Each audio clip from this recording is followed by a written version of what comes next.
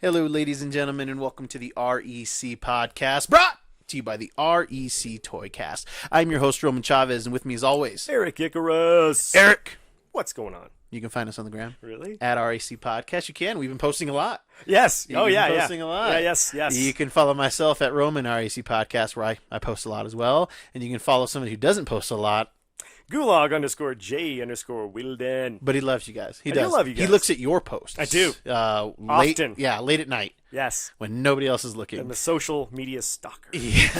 That's what I do. Well, now we know. It's legal. Now we know. And this time it's legal. Oh, Jesus. It's just been revoked.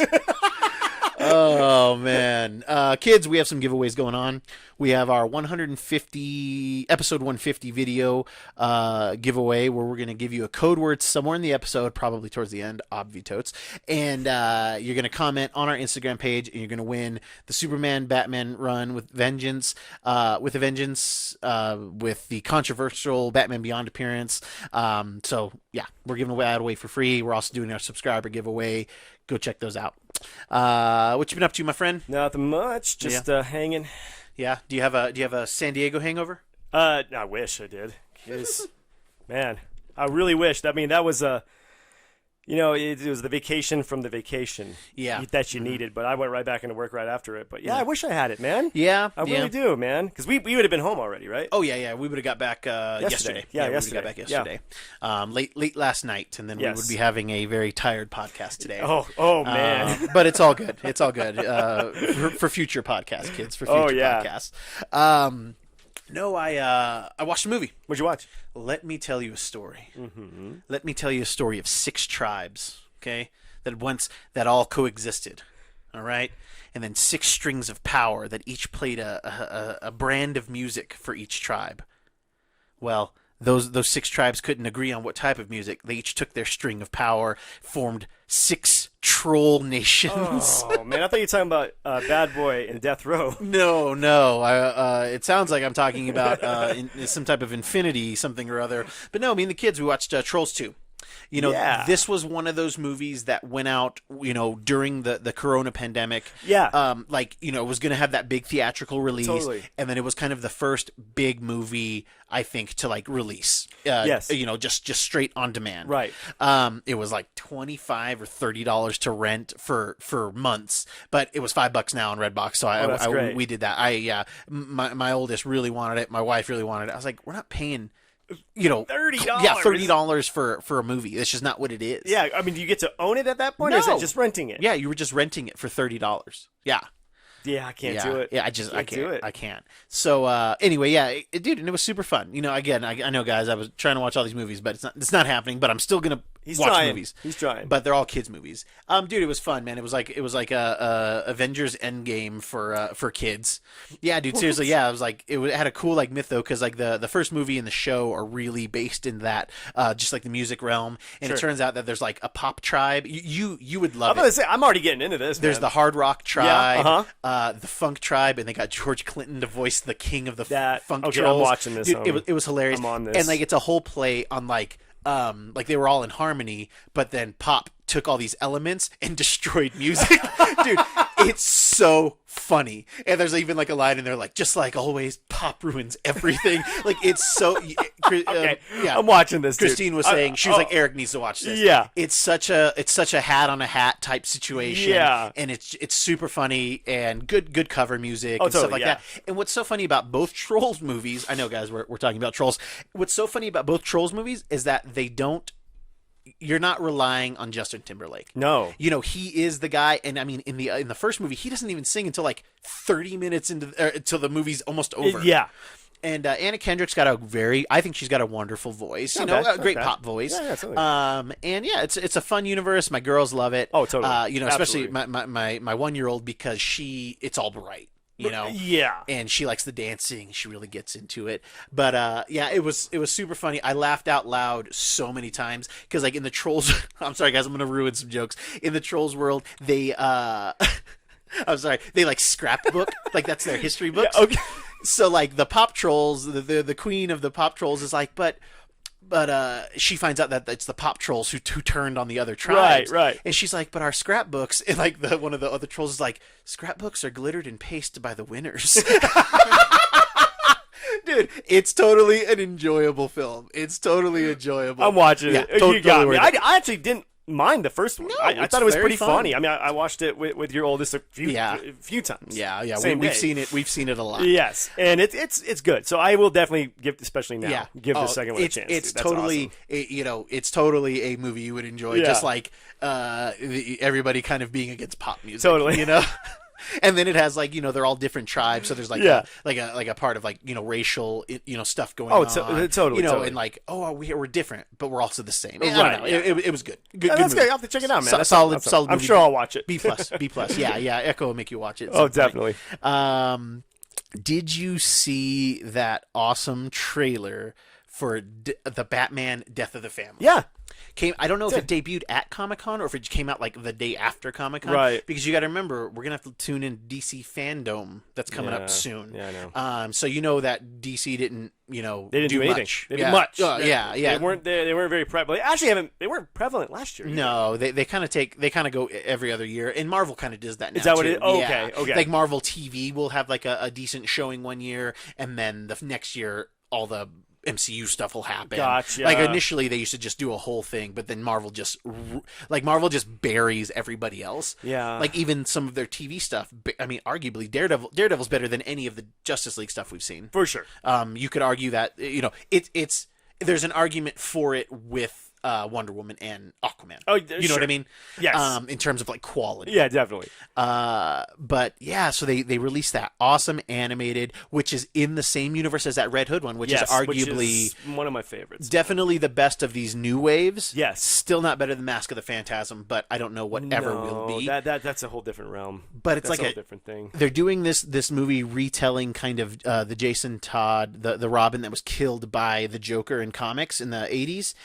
They're kind of doing a choose your own adventure Death of Robin storyline. So at some point in the story, you're going to get to choose whether Robin lives by saving himself, whether Robin lives because Batman saves him, or then if he dies because of the Joker. And then so they're going to have 3 different like stories to go with it. Yeah, definitely. And what I is think it called again? It's called Death in the Family. Oh, okay. Oh, and that's what the original story was called as well. Right. Yeah. So yeah, it's a great comic book. And in the 80s, when you were buying the comics, A Death in the Family, we knew that somebody might die. Everybody pretty much figured it. But then when it came out, it was you got to call a number in the comic, and then you got to choose if Robin died or didn't, and then they would release that comic. And I don't ever think that they released the other version where he survived, where right? Jason Todd survives. Right. So this is going to be the first time I think we might be able to see a version of that. Right, a version. It was Jason Todd because he wasn't very popular, right? Like the readers didn't like him, right? Yeah, it was just one of those things. Batman had become stale. Okay. And this was a way to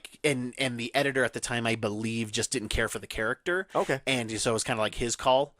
Sure. If I'm remembering it correctly. Right. So yeah, it was just this crazy thing, and it was like 90% chose to kill Robin. Yeah. So, and it was dark, man. Like it really, the Joker had already done terrible things. I think at this time he had already shot Barbara Gordon. Yeah, Killing Joke. We had already done the Killing Joke, yeah. but at that time too, that really wasn't continuity. That was kind of it wasn't you weren't Barbara Gordon was still, she wasn't paralyzed in all the main stories yet. Right. But this kill, Joker beats a child. Yes. With a crowbar. Yes. And then blows him up. Right. That's it lacks the sense of humor that Joker would have killing somebody. This is straight brutality. Yeah, this was just murder for murder. Yeah, and I mean he's laughing maniacally, yeah. and it's absolutely insane. And we killed a child as readers. Anybody who called in, because people were calling in a bunch of times and all this stuff. It's I hate Jason Todd. Yeah. Which I didn't read a lot of the Jason Todd Robin books back in the day. I don't know why people disliked him. Was he too snarky? Yeah, it's just that everybody loved Dick Grayson, the first Robin, right? But he was so Nightwing much at the time, right? Yes. He would have been Nightwing because he kind of carried the Robin moniker when he was in Teen Titans, and then ends up changing later on in that series to Nightwing, right? Around the Judas contract. Okay. Yeah, so this is going to be a cool thing, and like obviously everybody's going to buy it to see all 3 outcomes. Oh yeah, so it's a great cash grab. It's actually, I think, one of the smartest things that they've done in a while. And, absolutely. Yeah, so I'm excited about that. Yes. And then there was some. Is there any like what's a DC story that we haven't seen yet that you're chomping at the bit for? Identity Crisis. Oh, good call. Yes, good call. Need that animated. Yeah, but Kingdom Come too. They might. Yeah, Kingdom Come as well. Kingdom Come, but they might hush it.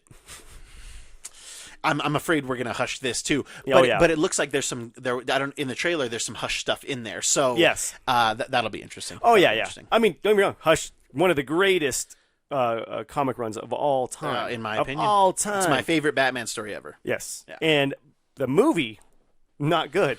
Animated movie was just absolutely terrible. It was terrible. Yeah, I'm not we weren't a fan of it on the show here. No, yeah, we did an early review of it, and it was terrible, man. Yeah. Like it took out things that didn't need to be taken out, put in things that made no sense. Mm-hmm. Yeah, it was such a bummer. So I really hope they don't hush this. Yeah, like, seriously, I'm gonna because I haven't seen Red Sun yet either. So. I haven't either. Did Dave see it? Dave said it. Yeah, Dave watched it. I think Jordan watched it too, and they both said they liked it. Okay. I'm not gonna buy it. No. I want to buy it and get something exclusively cool with it. So I missed the steel case because it came out during the pandemic. So I just haven't thought about it when I've been out. There was a fun thing that the director of Doctor Strange, what's his name, Scott Dickerson, I think, something like that. There was always this photo of Benedict Cumberbatch. Yes. In this comic book store dressed as Doctor Strange. Mm-hmm. Well, finally they released that footage. Oh, when he was in costume while filming, and he goes in to get some graphic novels on Doctor Strange. That is awesome. Yeah, it was super cool, super just like a fun story to see. But there was actually footage of this. Yes, now. like cell phone footage basically. Oh wow. So that's out there. If you guys haven't seen it, go check it out. It was just kind of fun. Yeah, it's just kind of fun. Like it totally made the guy who was working in the shop made his day. He was like, oh my gosh. Yeah, Doctor Strange is in my store. And people were like, can I take a picture? And like the director's like, we gotta make a movie, so we gotta go. So he did take a picture with the shopkeep, but he didn't wasn't sticking around. Yeah, I mean, it's just crazy. Like I can't believe they did that. But what a cool story. What a cool story. Come on. I couldn't. I would drop. What would you do? Oh my gosh, you know me. I get so starstruck. Like I am such. I'd be like, I don't know. I'd have been speechless because I'm such a Sherlock fan. Sure. The guy. He's just so good. So yeah, he's amazing. He's good. And then recreated the Doctor Strange for us. So, absolutely. Yeah, I've got no issues with that. and I wish I could have been there. I wish I could have been there. Oh man. So our boy here, the bomb dude himself, he had a real fun idea for a show today. I did. And I'm excited about it. So honestly, I'm gonna break kayfabe a little bit and say that this is a idea or concept that we both have had since we started the show. I always ask my man here about has there ever been any comic book covers that were unintentionally funny? Something that came out back in the 50s and 60s when they didn't know better, when they were so just innocent and naive about things. And he's like, oh yeah, he's like, there are a lot of those. And I always thought it'd be such a great idea to do this once we were able to get on video, and I kind of just remembered it. I was like, yeah, I think it's time to bust this out. So we're gonna pull up some comic book cover images that were not meant to be funny, but came across salacious or just weird or flat out wrong. I'm gonna just say that. Yeah, they're pretty funny, and we're gonna do that here in just a second. We are having a technical difficulty. All right, guys. Sorry, we're back with. We were having another technical issue. Little glitch. Still figuring some stuff out. Glitchy. So what we have here on Eric's inappropriate comic books, unintentionally inappropriate. But before we jump into it, can some of these fetch big prices because they're unintentionally inappropriate? They can't fetch big prices. Yeah, you're looking because the age does affect them, of course, and then the controversy around them drives up the price. People hoard them when they get them. Okay, so right here we have, and we'll blow it up big for you guys on screen. Totally. But we have. Go ahead, Eric. Tell them so we've got a Action Comics, Superman's Action Comics, number 457. And here we've got Mr.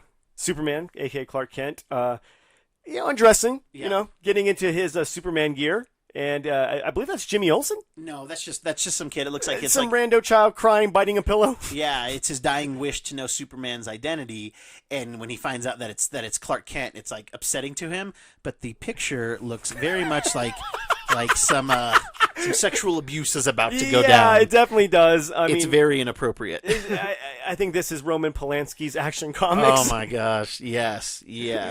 I feel bad for. I mean, I get now that you put it in context. Yes, it's kind of sad. It's super sad. Like it's drawn very well. You know, like it's a great picture, but it looks like a cautionary tale. Yeah. Don't trust Superman. Don't trust him. Don't trust the man who wears his underwear outside of his pants. All right, I've got one here for Eric that he has no idea about. Yeah, this is gonna hit me. Yeah.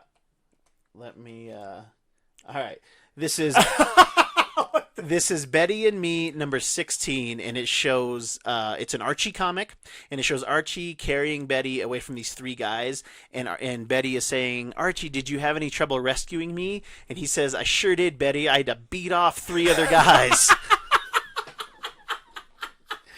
We are not mature enough for this world, kids. We are not mature enough for this world. Oh my God! He did.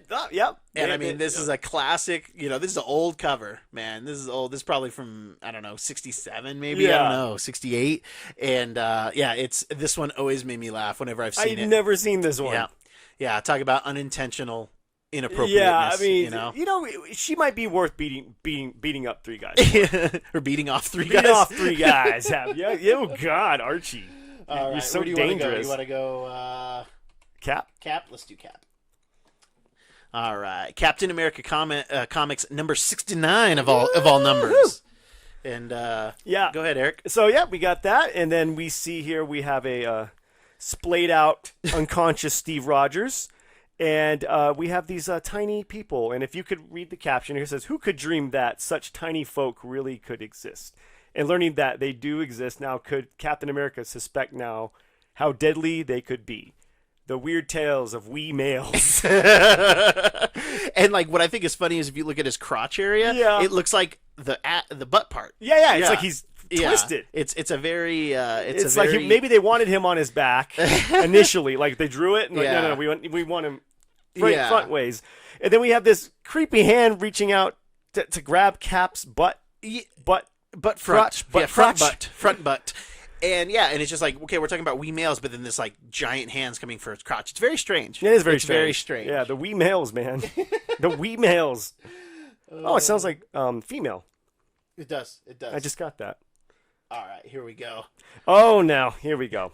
So this is World's Finest Comics number 14, the summer issue. The summer issue. And it looks like Superman and Batman are like with Robin, and he's like gesturing like, "Hey, come let's on get in." It looks like the water's just right. Yeah, it looks like these boys are skinny dipping. Robin is like holding up his hand like, "Why not us?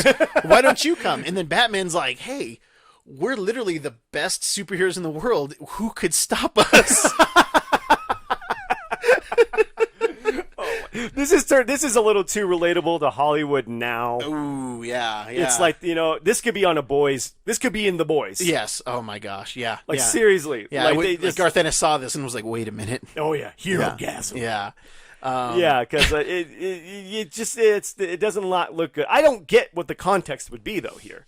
This looks like what it's supposed to look like. Like, hey boys guys, look what boys. I did. And Robin he's like, "Come on, look what I found you guys. Come on. Yeah, I got this for you. Please leave me alone exactly. tonight." Yeah, he's like, been riding me too hard, Batman. Oh my gosh. All right, I have a weird one. It's not a comic that I'm familiar with, but it does show up when people talk about inappropriate covers. It is where are you? Oops, I missed it. It's called Rifleman. What? And it's like this old like prairie comic. Yeah. And just like the way this kid is holding this big log of wood in front of this cowboy's crotch, and he is looking down, I mean, very suggestively at this boy, and the boy looks a little scared. A little bit. And I mean, the theme of these inappropriate comics is men and boys, which is quite weird. Dude. Because there's a ton of inappropriate covers out there with like, Nazi paraphernalia and stuff. But these are definitely like, they weren't meant to be. These were supposed to be wholesome. Yeah, wholesome or captivating. Yes. This is I don't know if this was supposed to be either of those. This looks like it's a Nambla. I don't know what the rifle. Right, I don't know what the Rifleman is, but it was like a Western comic, back in the day. Sure, yeah. So yeah, that one's quite ridiculous. Yeah, oh my god. All right, let's. The Rifleman, you bad man. Boys, we got another Batman. Oh, Batman. Again, another theme. Batman and Robin, the man boy stuff. Go ahead. Batman number 7, it looks like. Maybe. Yeah. Looks like it. Yeah. Anyway, so we got Batman punching a crook gangster, and Robin tackling him face to butt, as you're taught to do. Yeah, it's like it was like he was going to try to tackle him, and then Batman punched him in the face, but Robin's face is full of butt. Yeah, and if you know Batman, he doesn't not do anything just to do it. He planned this. Yeah, he saw how Robin was jumping. He's like, oh yeah, he's arguably the world's greatest martial artist. Yeah, exactly. He's a tactician. This is not an accident right here. And it's the winning team. We were having a hard time finding Marvel ones. We were. There weren't very many Marvel found that ones. Captain one, and that was it. And that's really Time Lee or Captain America comics. Time Lee. So that's not even traditional Marvel. It's weird because I don't know. I mean, I think Marvel has their fair share of they're supposed to be suggestive covers, Yeah. They do have a swimsuit issue for the X-Men. Yes, but again, the unintentional weird man I feel boy like stuff, it's mostly Batman. Yeah, it's quite strange, but we did find a popular one in terms of the collectors. Yeah. Do you guys remember Alf? Well, he's back in bestiality form. Yeah, so we have an Alf, not only an Alf comic book, but issue 48. So there's more issues of Alf than there are of, oh man, it might be close to Alpha Flight. Alpha Flight has more, but I don't know how much further Alf does go. Right. And for our listeners on the podcast, Alf issue 48, he is holding a seal in a way that suggests that he is having sex with this seal. Yeah. The seal looks terrified. Alf looks, and in pain. And Alf looks like he looks like he's proud of his choices. He's proud of his choices.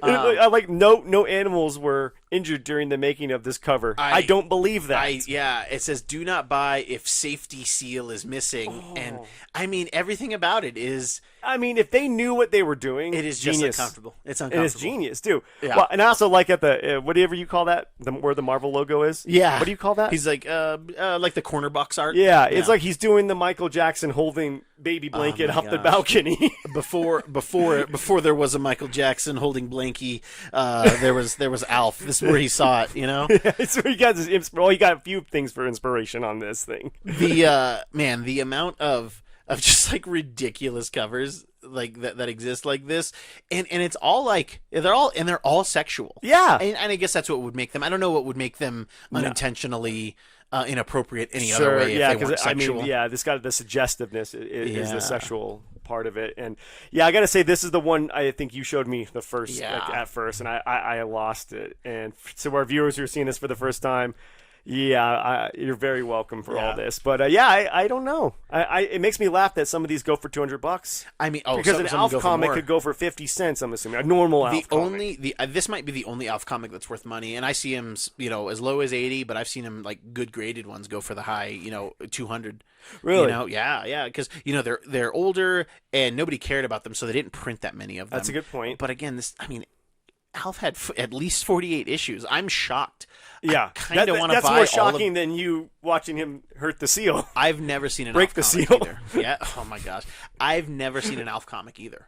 So I haven't either. Yeah, they might be maybe there are more that are rare. I'm gonna have to check this out. Yeah, you get in your Alf. This might be a fun hunt. I might have to look for definitely an Alf 48. I think I got to get me an Alf 48. I think you need this, man. Yeah, graded. Yeah, I would very much enjoy that. I wish they did this on the show. Yeah. I mean, he was always trying to eat the cat. How many seasons did Alf had? A lot, like 8. 5 or 8. It was something like that, dude. Is crazy. Do you remember the last episode? Doesn't he? It's really sad. Yeah, I think we talked about it in our sad endings. Oh yeah, we did. But I forgot about it. Where he finally gets the call to go back to Melmac. Melmac. Yeah. Jesus Christ, Eric. Guys, okay, go ahead. Like, I wonder if there's an Alf series after this comic where it's like in space. Yeah, and it's like Star Wars, but with Alf. Yeah, and he's actually killing people. He's a badass. But, like he was sent here to conquer, and then but like too much cat to eat. Yeah, too much cat. It makes you fat and lazy. But no, they drop him off in this field, and the military show up. Oh, yeah, what? And they were supposed to get renewed, but they didn't get renewed. So it ends with him like probably getting tortured to death by the government, experimented on. I mean, judging by the rest of the show, that's where you think it went, huh? That's where you think it went. That's what I'm thinking. Because they even say in the first episode, the military comes by the Tanner's house, and they say, Willie asks him, like, what would you do to him if you found him? Oh, it would be bad. We would vivisect him. Uh-huh. And then Willie's like, what's that? He's like, oh, we would dissect him alive. Yeah. Oh, geez. Yeah. So they go into detail how they would. In the show, they talk about that? Oh, yeah, in the first episode. Oh, my gosh. Yeah. I know way too much about Alf. I don't know why. You remember those shows way better than I did. Like, you remember Perfect Strangers more than I do. Even though I love Quantum Leap, you still remember Quantum Leap. That was my more. favorite show for the longest time, though, Quantum Leap. And then apparently Alf. Yeah. Do you own this? Are you not telling? Are you holding out on me? I wish I did. The seal of approval. Oh my gosh! Yeah, this was one of the funnier ones. This one shows up quite a bit. Yeah, I think that there's some other I think we'll have to do maybe a volume 2 down the road. Yeah, volume 2 for sure. But then maybe even like just controversial covers, just straight up like they knew what they were doing. Yeah, or maybe over time it's not aged well. Yes. Oh yeah. There's tons of those. There's some. There's a lot of anti-Asian stuff. Oh yeah, dude. Yeah, there's an Action Comics out there where it's like Superman says slap a Jap. Seriously? Yeah, that's not nice. It's very uncomfortable, and it just goes to show even during wartime, you need to treat your enemy humanely.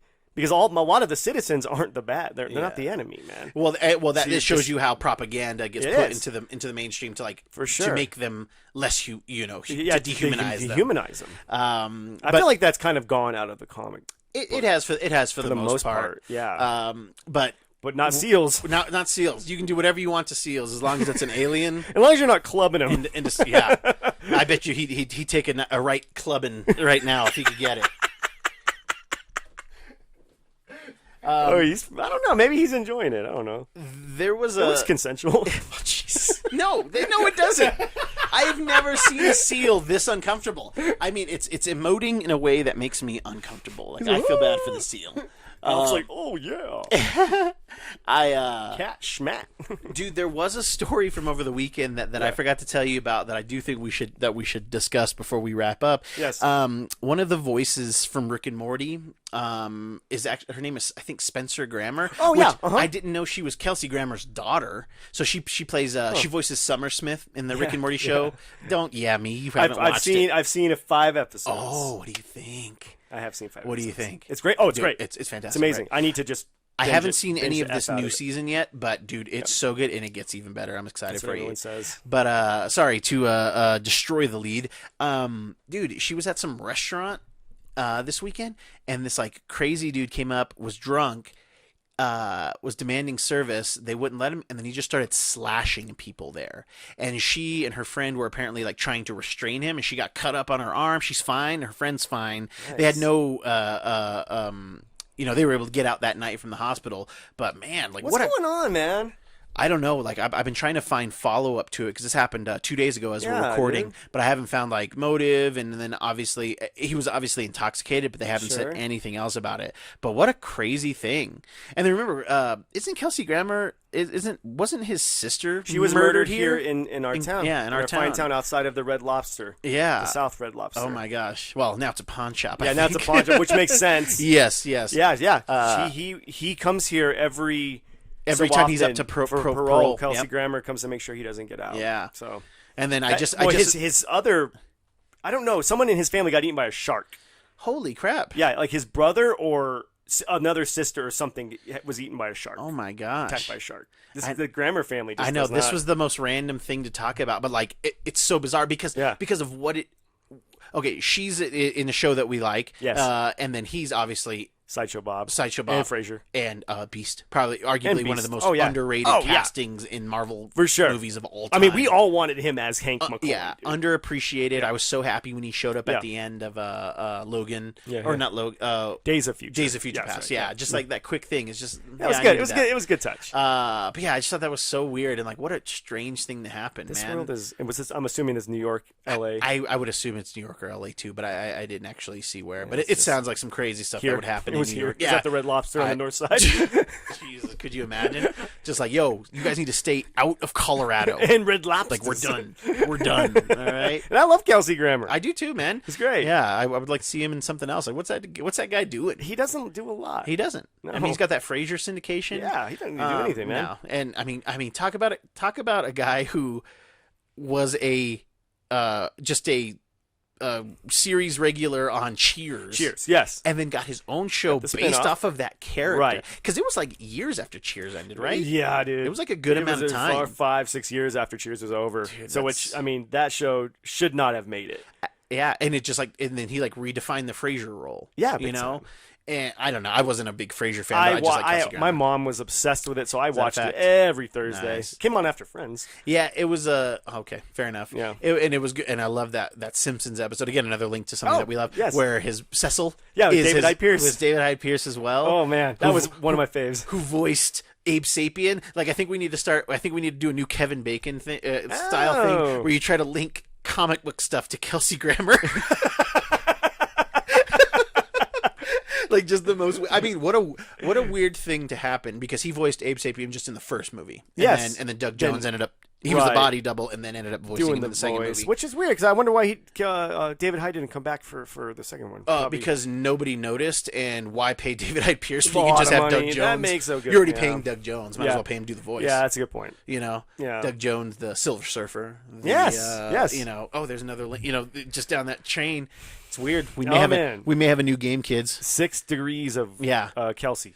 I want you to do some research, Eric. I want you to find a way to connect Kelsey Grammer to Jaimin Hansu. Oh, I'm on that. Yeah, we need that. I'm on the case, kids. I am on the case.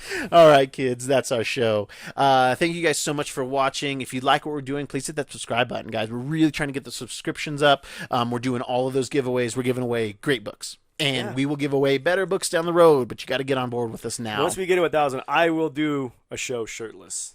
I will go topless. That show for the ladies and the dudes and the bomb dudes and the out there. Bomb dudes. Yeah, because you and the ugly ones too. Oh yeah, well come on, man. Because to me you're pretty anyway.